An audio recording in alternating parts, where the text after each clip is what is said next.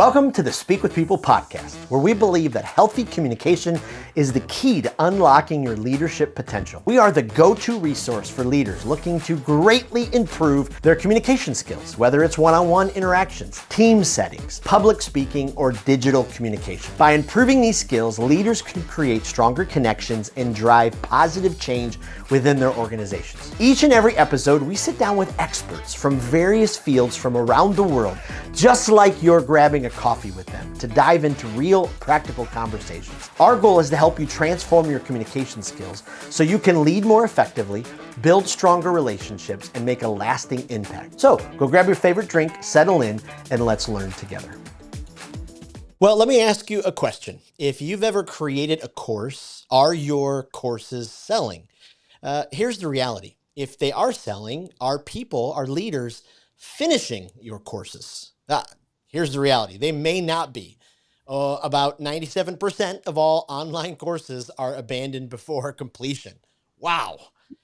So you're not alone if people aren't finishing your course. You're not alone if they're not selling.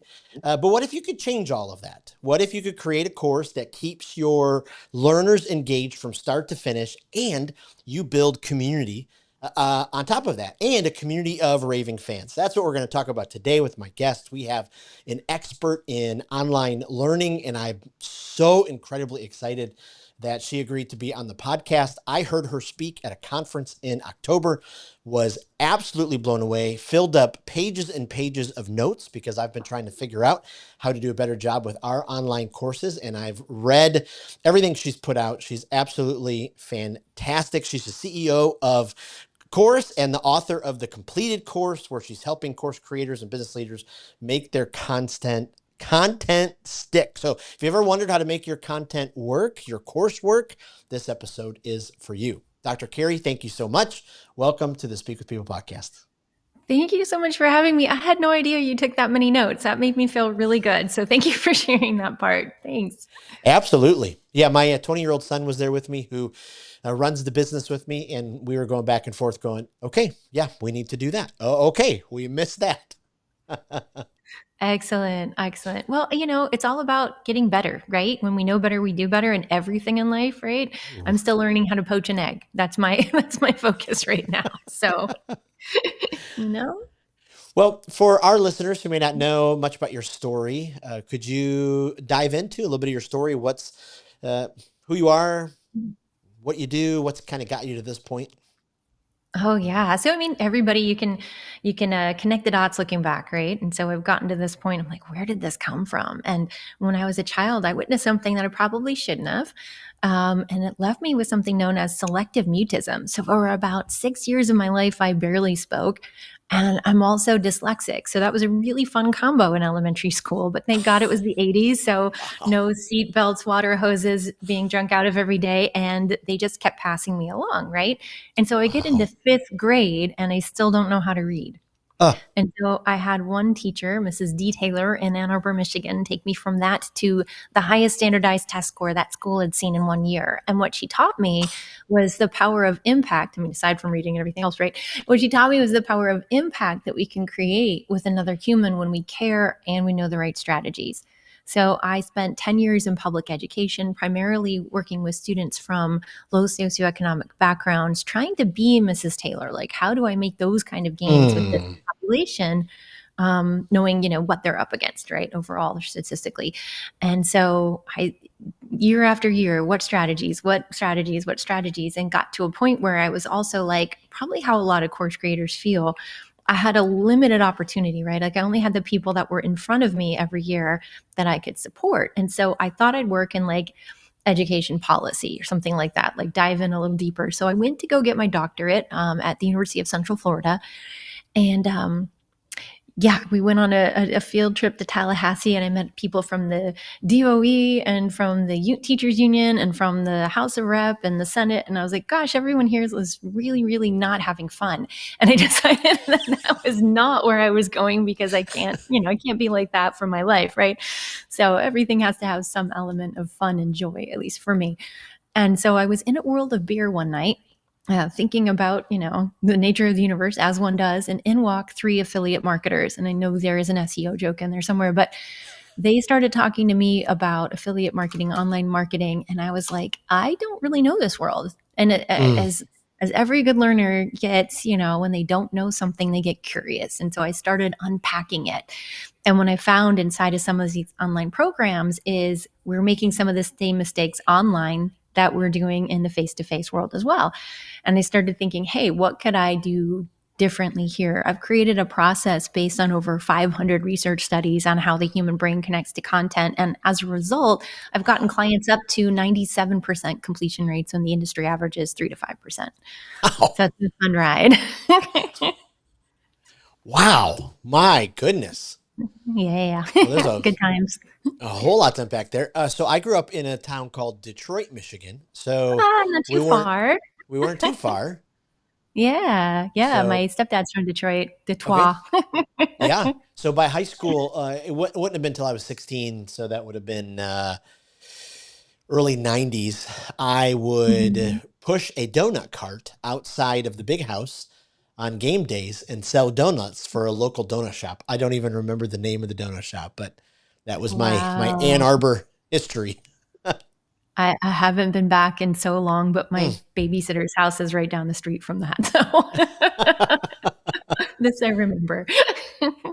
Boy, that's incredible. So Yeah. fifth grade, you were Mhm. still lost, kind of. I Mhm. mean, just trying to figure out your way. Definitely. Definitely. Today, statistically, I would have been held back twice at that point. Wow. So definitely had like at least in Seminole County up the road, their data used to show that if you were held back twice, you didn't graduate. Statistically, Wow. we know that like there's a greater chance of becoming a part of the prison population, like if you're held Wow. back twice and not graduating, right? So like all of those things, it was like the doors were closing in on me, and then Mrs. Taylor is like, "Ha, psych." So it was, I'm eternally grateful for her.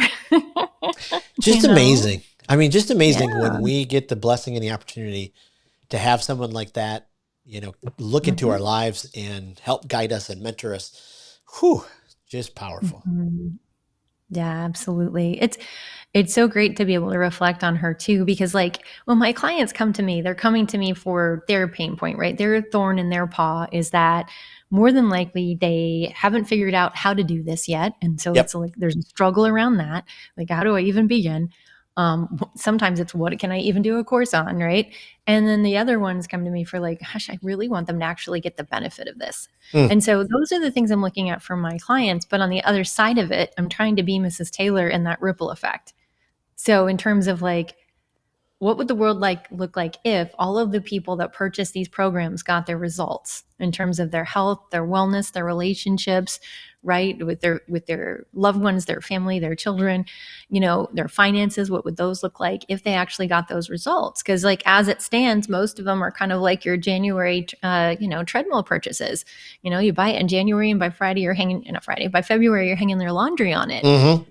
So, and that's what happens a lot of the time. They had hopes and dreams though when they got there. When they purchased that program, they had hopes and dreams of that impacting them and creating a better life for them. And so for me, I'm involved in that ripple effect.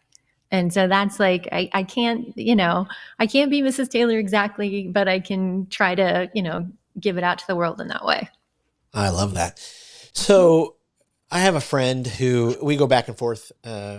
My business, we've created a few courses for public speaking, for building a presentation, those kind of things. And we really haven't done great in the sales department. And so my friend and I go back and forth, and they'll say their contention is most of the online courses that do really, really, really well are about how to develop online courses that do really, really well.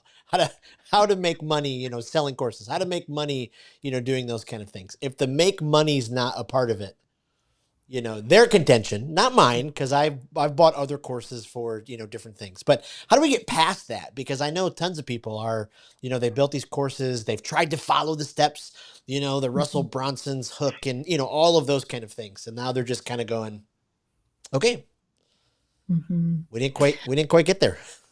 I understand. And I hate that I hate that that is a concern, and I hate that that is a thing. And I don't want to call it a limiting belief because I feel that there are a lot of people that are really successful selling a course about selling courses. And so I'm not going to, not give a nod in that direction. Yep, I hear you. I feel you. I see you.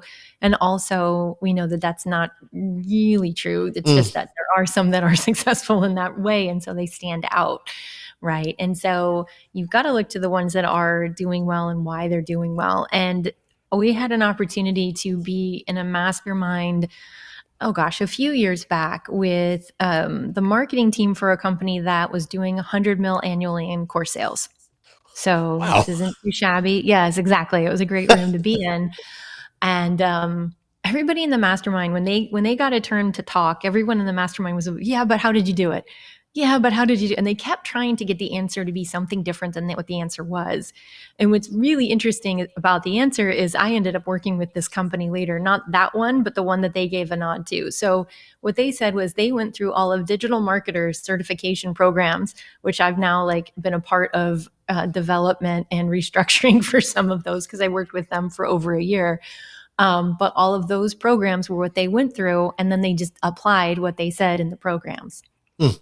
And so, if that's not a testament to what digital marketer certification programs are, then I don't know what is. But yeah, it is. It is possible, and it just depends on what you're doing. And it's really hard to say when I'm hearing that story. I'm like, I know it's hard, and it's not necessarily the easiest thing to get started with, and it's also not the hardest thing to get started with either. Some of these things actually come down to being like really niche specific, right? Mm. So we had this one woman join our oh gosh, our accountability group last fall, and she was fascinating to me because she had been a health and wellness expert and coach for so many years. And her following, she'd been working on her social following and gotten it up there, and I think it was like at 29,000 when she decided that she was going to switch and niche down. And when she did, she went from health and wellness to specifically something. It was something else. Like, I just don't want to go too much into her story because she's a client, but specifically into something else where it's a lot more finite. Her numbers jumped on Instagram to 130,000 followers. So Wow. like in a matter of a couple of months. I'm not even saying like it was that much time, but it was just the fact that she really honed in on speaking to that one audience. So whenever I'm talking to a new course creator, whenever we get a new client on board, the first place we start is that customer avatar, because 9 times out of 10, they're not really, really specific with that. And a lot of people will fight me on it too. They're like, but I want to sell this program to everybody. I'm like, if you're selling to everybody, you're not selling to anybody. Good luck. you Wow. know? And it's so hard to say it, but it's like, that's what's actually so, right? So, yeah, Wow. fun. Yeah. Along with that, I mean, just to kind of keep that going. So, what Yeah. are some of the most common mistakes, or the biggest mistakes, or stay away from these when course creators are designing their content, their courses? Yeah. So I mean, it really kind of along that same line, right? So if we're looking at your customer avatar might be too broad, your knowledge might be too broad, not even just the avatar, right? So when we do an avatar, it's like one for your business, but you also want an avatar for each program or service offering that you have on that customer success path, right? And then looking at your before and after, right? So each avatar is a way when they get you to you, and they're a way after they leave you, right? Because they've done something with you on each of those stages. The one thing that I see over and over and over again from really well intended people is they'll put their entire customer success path into one program. So I call them the kitchen sink courses, but it's like, yeah, I just know that I needed to know all of these things to become who I am today. And that was amazing for me. So I want to give that to everybody. And it's like, Yep. gosh, you have such a big heart, but you're overwhelming them, overloading them. They can't tell where their wins are. They have no idea if they're ever going to finish this thing and it's 25 hours long. Like, right? And so instead of looking at it in terms of that, it's we need to build really objective centric focused programs, Mm. right? So there's research that says that too much cognitive dissonance and people can't learn, and there's research that says that not enough cognitive dissonance and people can't learn. So this part's fun, right? And so for those that don't know what that means, in education, cognitive dissonance is kind of like I like to call it like my brain's itchy a little bit. Like it's not Mm. in pain. I'm not like, oh, this hurts. It's just like it's itchy, it's stretching, it's moving, right? The in pain is it's too much. So when we're looking at not making it too much and they can't learn, if you get into a point of really one objective, you're teaching, an inch wide and a mile deep instead of a mile wide and an inch deep. And you're going really in on that one thing and doing it well and doing it succinctly in such a way that, they're getting their outcome. More than likely, they're going to leave excited and ready to purchase with you again. And somebody that is happy with your previous purchase is 60 to 70% more likely to purchase from you. And a new customer, it's like 5 to 10%. So, Wow. yeah. Wow. My brain thinks in office episodes. So I'm remembering now when Dwight was quizzing Ryan, who was working on his business degree, and Ryan, talked about that exact same thing. If you're a watcher of The Office, but isn't that amazing? Like, we want to strive so often for the new, but the people who've been with us, what are we doing to continue cultivating that relationship? Mm-hmm. And oh gosh, yes. So to go back to that client or that company that had $100 million annually, right? Their course completion rate was at 3.9%, and they had other programs. Okay. Yep. So like, what would they have actually been able to do inside of that ecosphere had they been nurturing those people? It's insane to think about. Yep. Mm-hmm. Wow. Yeah. So why is it as much as 97% of courses aren't ever finished? What are they not? I know we've already talked about some of them, but is there anything else that are the primaries for that? Sure. I mean, a lot of it is that we're teaching how we've been taught, or we teach in the way that we prefer, right? Well, And there's actually a lot of different ways to teach. And so, I mean, I was working one-on-one with a copywriter not too long ago, and they were writing their copy. And I was like, hey, this course is for CEOs. We're going to need statistics. We're going to need dollar signs. We're going to need logic and reasoning. And she's like, oh, I don't like to write like that. And I'm like, but right. what if you did? And what if you wanted to sell to this audience, And so the same thing applies in our marketing. It applies in education, right? So there are a lot of different ways that people learn, right? And so I touched on a little bit right there, and like in terms of like hemispherically, or I'm a why person. I am that left brain why. If you don't tell me facts and figures or numbers, I could listen to you for 8 hours and shut down and never care and never implement, because I haven't figured out why this matters. So basically, my brain is doing other things. I'm like, oh, I'm listening. I'm not listening, right? And so my husband is a do person. When he hits an online course, he may skip the videos entirely, go to the activity, run at it, see if he can accomplish it. And if not, go back and watch the videos. Like, that is an entirely different type of person. There are some people that have to know the steps and then go try it. And there's some people that are just the facts, they just need to know, like, Dragnet, like, just the facts, man. What is it? And then that's going to help them with their brain. And so there's some things like that. And then there's some people that go back and forth on like the auditory, kinesthetic, visual learners and that sort of thing. My thing is kind of like this. My dad always said, like, it's like chicken soup, it can't hurt, right? And so when I'm looking at it, like, I don't care if there's a preponderance of data, if the data suggests something, because I know what the stringency of whether or not something is statistically significant actually takes to get there. But I do know that people prefer different things when it comes to that. So I'm going to give them all of it inside of an online program. And especially when you've got, okay, so 35% of business owners are dyslexic. So if anybody in your audience is a business owner, if you're selling courses to business owners, that audience already has some neurodivergence in it.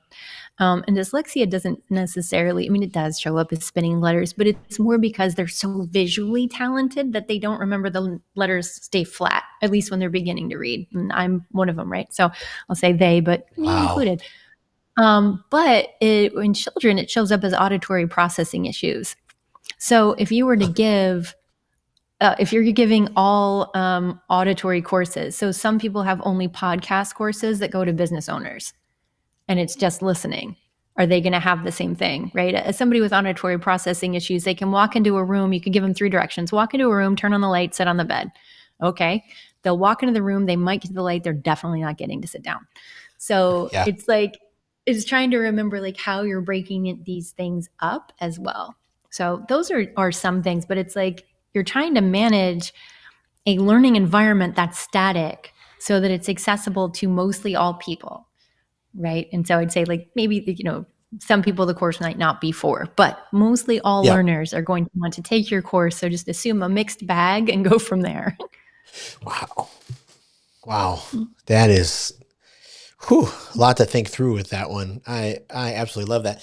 So when you're designing your course, and I think as I'm listening to you, processing, writing all these notes, and then on the flip side, being very selfish and thinking about our Hey, good. courses that we've created, I think I've already identified, a couple of reasons why, maybe they haven't done as well as we hoped. But how many course creators leave out their target audience, their avatar? They know what they know, and they want to get it out. Is that like a common, fact? Is that a reason why some courses stall? And because you've talked about, hey, we've got to really know who this is for. I don't know the numbers on that one. I know that when people come to me, it's almost like a shock that we start there. you know, I coach in multiple programs where I'm like, hey, start with this. And they're like, what's that? I'm like, okay. So I don't know how common it is. I know that it's a common term in marketing, and those of us who have studied marketing and are like, this is really important, we get that, right? To me, your avatar is more important than anything else. And it's the basis before you even before you do your tagline, know who you're talking to, right? But does everyone know that? I don't know. I Mm. wouldn't know how to assess that. I No, yeah, haven't seen a absolutely. lot of it, except Absolutely. for those that do marketing courses. So Yeah. they usually know. So speaking of marketing, you get Mhm. your course done, you're ready to introduce it to the world. What are some of the keys that you have to remember as you roll it out to the world? Oh, sure.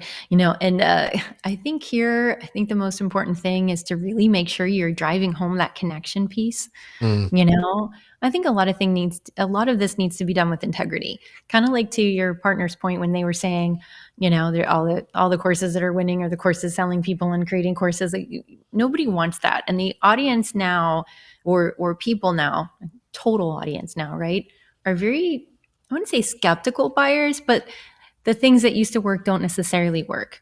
So the more that you can talk, with integrity, the more that you can speak directly to their pain points, the more that you Mm. can like really preface it with that pre-content. So thinking in terms of like when they start your course, they are this one avatar coming to you, right? But before that, what did they actually know? So they have to know a few things before they get to you. What is that? Right? Because when we're looking at learning is really like synapses wiring and firing in your brain. Which sounds like fun, but it's like you got existing knowledge and you got new knowledge. And does this connect? Does it meet anywhere? But if you haven't done that pre-content part, if you haven't told them, why it matters to them at this moment in time, if you haven't educated them on whatever those pieces and parts are that they don't already have, there might be a disconnect between them doing, buying and purchasing your course. Right. And so I think that is like the real thing, and doing it in such a way that feels genuine. you know I've done a series of funny videos after going to WebinarCon last November, and there was this woman there that was talking about doing funny videos, right? And I was like, okay, my husband wants me to do stand-up comedy. I haven't done it yet because like I don't think I could script it. I would have to be off the cuff. But I'm like, okay, I have 2 degrees in theater, I can play with this.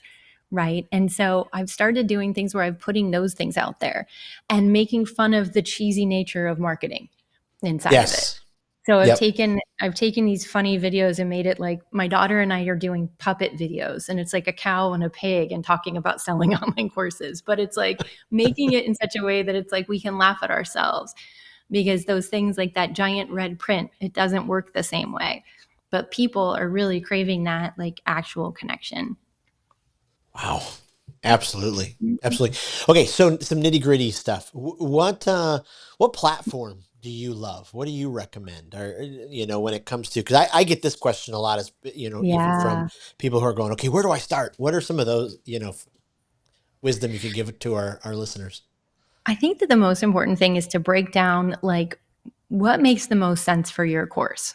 Mm. What is it that you're doing that makes the most sense? And I can say it that way because I have like 2 different corporate partnerships right now. And so answering this question is actually becoming more difficult for me. Wow.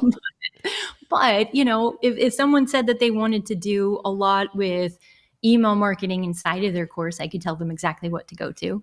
Right. And if they were saying that they wanted to do a lot in terms of learning design, I could tell them what to go to. And then I have other clients and other friends that are on completely different platforms, right? Because different things matter to them. And so it's not about just like the platform. It's like, what is the best one for you and your business at this point in time, and what have you been using? Because you start looking at tech stacks, right? You can run up the numbers really quickly of tech stacks. And if you haven't sold a program yet, that could be actually a thing. So making sure that every software that you're using is actually something you're using, or at least everyone that you're paying for is something you're using, and kind of like monitoring that on a quarterly basis at least. Because I've gotten into programs where I'm working with a client and I'm like, hey, what do you have? And they'll give me a rundown of all of their software that they purchased. And I'm like, you don't need half of these, and some of these are the same thing, So I think it's more like that, like what actually goes together and what's going to fuel your business forward faster. Yeah. Boy, that's so good. Yeah. That's a great way to think through that. Okay, so if someone has, let's go back to my friend, created a course, it's kind of fledgling along, kind of struggling. As you look into different clients, businesses, courses, as you put on your fix it hat, what are some of the first things you're looking for? And I know we've probably covered them throughout, but as you kind of diagnose it, what are some of those first fix it items? Yeah, I run course audits a lot. So I'll look at a course and I have like a whole system and process for doing that. A lot of the things we've already said, community elements might be part of it. Automation sequences might be part of it. One of the things that I see missing in every course is how to be about it, right? So every course, every lesson needs to teach, what do they need to know? How do they need to do it? And who do they need to be? That be portion is where most of the learning actually comes into place, and what most people always miss in creating their course. So they'll almost always have the what, they might have a do, and they might be waiting on the do till the end of the course, which is definitely not the way to do it. This is each lesson, not each course, right? But the who do they need to be is a problem, because you had to become somebody else to do what you're doing now. Think back on it. Everybody who's listening had to be a different way, even just like if I look at my son and I look at the progress that he's made, and he's 21 and he's a kitchen manager now and he loves what he does, right? He wants to be a chef. He's going in that direction. But when he was in high school, I was very concerned about him ever getting up on time, ever cleaning his room, ever getting anywhere where he needed to be, like ever caring, like work ethic wise. And I've seen him work up to, and I wouldn't recommend this, but I've seen him work up to 90 hours a week in overtime one time. And so it's like, this person is not that person. It's a different person. Wow. Right? We're all evolving. It's a continuous learning cycle. It isn't like you got here and like, oh, I have all the skill sets. I give up now. We're done. Right. And so the other difficulty is I see in a lot of mindset programs, especially, is that they will want to spoon feed you how to be about it. And that doesn't work for anybody. Think about how many times do you have kids? You have kids. That's right. You have a son. At least I know you have more kids than that, right? Yeah. And so, sorry, I'm like, I've seen you on social. There's kids there. Yeah. Like, any parent out there, that you can't just tell a child to do something and they're going to do it. Well, adults are big kids. We're not any different. We're just like, I don't know who's in charge here. But we're just big kids. And so really what you're trying to do isn't to tell them how to be. You're trying to ask them questions or give them inquiries to solve so that they can unpack how they need to be about it. Right. And so just to think about it this way, I took a branding course years ago. And inside of the program, like a decade ago, inside of the program, it said like, okay, you're going to need a website, colors, a tagline, your social media handles and presence and stuff like that. Go get them. And I was like, wait, what? I'm so confused. Like, yes, I know technically how to go do that, but I'm like, how do I need to think about this?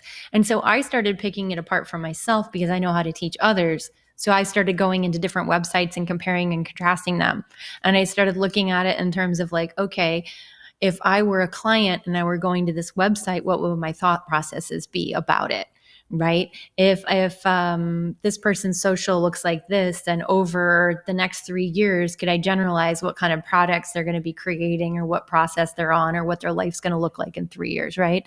And so I started looking at it in a different way and kind of taking a more evaluatory process, right? And so when I'm Wow. creating courses, I'm doing that. I'm asking people to explore in that kind of way and unpack. And not everybody, when you have people explore instead of telling them something, they're not all going to arrive at the same place at the same time. And so that's a lot for a course creator to give up, like to kind of like, okay, I'm just giving it up and we'll see what happens. Not like they're giving up on it, but like, let it Right. go. But it's important that you do that. That exploration is how people learn. In fact, the data shows that it's like 2 times more effective than any learning strategy there is. Wow. Mm-hmm. My goodness. Wow. What would you say to the leader listening who's been on the fence? Let's go 2 angles. One, they've been on Mm-hmm. the fence about buying a course. They've been thinking about it. They've been, you know, they just haven't pulled the trigger yet. And then the Mm-hmm. second part of that, to the creator who's been thinking about creating a course, but they just keep convincing themselves they don't have anything to add. This has been done. So, kind of speak to both of those different listeners for a second. Sure. So I think to the person that's thinking about buying the course, I guess they'd have to A, like, is this the right course creator to purchase from? And then B, like, is this something you really want solved? Right. And Mm, so what courses do is they allow you the opportunity to solve a problem in a more expeditious way, right? Or at least with a less dollar investment, right? For most consultants and coaches. So is it something where you really need one-on-one for it? Or is it something where you need group coaching? Or is it something where like, hey, I just want a course and I want to fix it? And if it's a course and fix it, then go ahead and jump in. I've learned a lot from courses, but it really just depends on that person and yeah. the purchase and what it means to them. In terms of creating a course, I don't like to talk people into anything. If they're not Mm, there, they're not there for me. And I think that's probably because our business sells that service. It's not wise to do. But I'll say this, I believe that courses are good for almost every business model. And I would say that they're not good for almost every person. mm, Right. And because I'll never say, hey, you're going to be an internet superstar. Who knows? Like, who knows? And it takes something. And being an entrepreneur to begin with takes the willingness to stand in the storm. Right. And so, there's some of that in entrepreneurship. And I feel like if you don't have a business already and you're just wanting to do this to start out, just make sure you're prepared for that, in some way, and you've got something else cooking, right? But if you're or if you're thinking about adding an online program to your already existing offers and services, and you feel like you spend a lot of time inside of this business and you do a lot of shoulder taps and people are always asking you questions and you want to scale yourself out of it or back of it and get your time back, I think that is definitely the one to pull the trigger on, mm. because you've already got that expertise and you've already figured it out. And in terms of like if it's already been done or not, just to kind of answer that question more specifically, we can no longer really do programs that just do what to do. That's what I'm saying. Like the how to be is really going to be a lot more prevalent and a lot more necessary, especially when you're looking in terms of AI. I don't know about you, but I don't even use Google anymore. If I have a search for something, I'm going to ChatGPT or some of my Yep. favorite GPTs out there because I want the most direct, fastest answer. So it's not like people are looking to buy a course on information. They want a course on transformation. So if you can Wow. offer them that, or if you know how to get that for someone, that's where you win. And if you're not sure how to transform them, but it does transform them, that's when you call in somebody like me, because I can do the part of like getting them the results as Yep. long as you have the process that does it. And so I think that that's more important to understand, that we're not in the same place as we were like a decade ago, but there's definitely plenty of room for you at the table. Wow. My goodness. I love that. That fires me up. Hey. That's exciting. That's exciting. Ooh, I love it. We recently kind of went through a kind of a reshift in focus with our company, and Mm, we made the mistake I think some companies do when we first started. We wanted to be for everybody, and so mhm, it's been this painful process of niching down. And as we've done that, we've realized, okay, our courses really aren't for the group that we've niched down to. So now we're working mm, on, future. Really, all speak with people. What we concentrate the most on is client communication skills. So in Mhm. client focused industries, financial advisors, insurance agents, some hospitality, some of those kind of things, we teach you those people first communication skills. Well, our Mhm. courses are more on the public speaking and doing sales presentations and those kind of things. So we're kind of doing a little doing a little work, and it gets a little hard. Yeah. So, don't throw the baby out with the bathwater, see what you can take, right? So if you're looking Yes. at each of those lessons, like what segments can you pull? What have you already created? And it might be easier to edit some videos and, put some things together a little differently than it is to reshoot everything from the start. Yes. Sorry that Yes. happened. I know that's a lot, you know. Well, and we're at a place where we're still trying to figure out, why some of our courses didn't, what was did we not understand our audience, as Mhm. much as we thought? Did we not understand their pain point as much as we thought?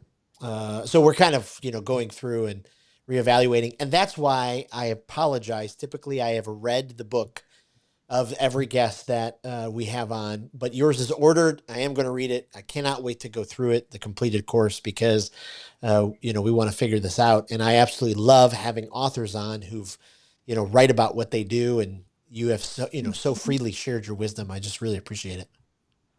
Gosh, thanks for having me. Like, this has been so much fun, honestly.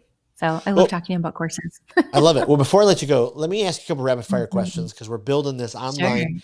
communication library for leaders where they can go get inspired, get new ideas. And so we ask our guests a few questions. The first one, we talk a lot about speaking as leaders. All of us at some point are going to have to speak publicly. So do you have a Mm. favorite speaker? Is there just somebody that, they have helped your transformation process in an incredible way?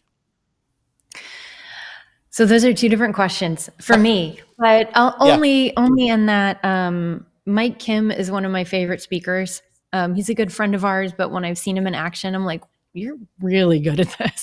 So he's somebody I definitely appreciate. And then Shah Wuzmand, actually, she is a oh my gosh, author, brilliant, brilliant woman over in the UK. And she was visiting Naples, and I came down to work with her for a little bit, and she kind of helped me through selling from stage. And she doesn't teach on speaking. She was just supposed to be speaking at the event that I was speaking at. It was my first stage ever. And so I've got somebody that was, just a gifted, I can't remember what her accolades are in the UK, but if you look her up, brilliant, brilliant woman helping me Absolutely. figure out how to sell from stage. I was like, what? Okay. Thank you, heavens. Got Well, and how lucky. valuable for speakers too, because so Yeah. often I'll coach speakers, and they're working so hard just to get the gig. Well, they forget that they Mhm. have this incredible opportunity that could be, two times what, just the speaking part could be. So, Yeah. I've had if, friends of mine close like 100K from stage. I've never done that, but I've witnessed it wow. multiple times. And it's just like the insanity of what you can do. So I'm glad there's people like you out there that are like helping with that. That's amazing. Well, You yeah. Well, know? and I have never closed that. So Yeah. someday There you we'll go. be there. If you're a podcast listener, if not, no worries. But if you are, is there a guilty pleasure podcast or development podcast that you just keep going back to, you love to recommend? I have auditory processing issues, so I don't listen to podcasts as much. I have to like read TikTok. So I do Yes, even TikTok videos I do with the sound off and then I read it. So it helps me like actually get it a little bit more. So I'll wow. say that. Yeah, Yeah. yeah. Well, let's jump to a book. Is there a book Yeah. that you go, yes, every leader, you have to read this book? Oh my gosh. There's so there's so many books. I mean, I think How to Win Friends and Influence People Yeah. is the one that helps me the most. Um, Not that I'm not loving or kind, but one of my husband's nicknames for me is Robotica. And so I might write an email and it might sound like a drill sergeant, and I have to, restructure because I care about people and how they feel. So I think that Yep. that's one of the most important ones. And then, oh gosh, I feel like it's Big Magic might be one of them. Okay. It Elizabeth Gilbert. It's basically the concept of that if there's an idea in your head, it was put there for a reason and you should act on it, even if it sounds wild. So I Wow. think that's a good one for all entrepreneurs to look into. I hope it's called Wow. Big Magic. If not, yeah, Elizabeth Gilbert, look for one of her books. I love it. No, we'll make sure it's in there. I love that. Where can we send our Mhm. listeners to find you, connect, find out all that you do online? I am loving LinkedIn right now. So I'm at Dr. Carrie Rose at LinkedIn. And then my website is of-course.us, like United States. So like, of course you would do that and a hyphen in the middle. But yeah, LinkedIn is if you want to chat. No, I love So, that. That's absolutely mhm. fantastic. Thank you so much. This has been so rich. So appreciate you. You are an incredibly brilliant leader, and every time I hear you speak, I just grow and learn. So thank you so much. Oh my gosh. Thank you for having me. This has been one of the best interviews. So I'm grateful. Thanks for tuning in to today's episode of the Speak with People podcast. It means the world to us when you share this episode. Thanks for liking, subscribing, or following the podcast. That really does help the podcast get into more ears and into more leaders listening. Also, don't forget, we have 2 exciting resources for you. The first is go to Facebook and join the Speakers Group. This is a community designed for leaders who want to grow their communication skills. Also, go to speakwithpeople.com/skills library to access the Communication Skills Library. It is an online resource chock filled with resources that will inspire you and transform you and grow your communication skills. Thanks again for being a part of the listening community. We cannot wait for the next episode.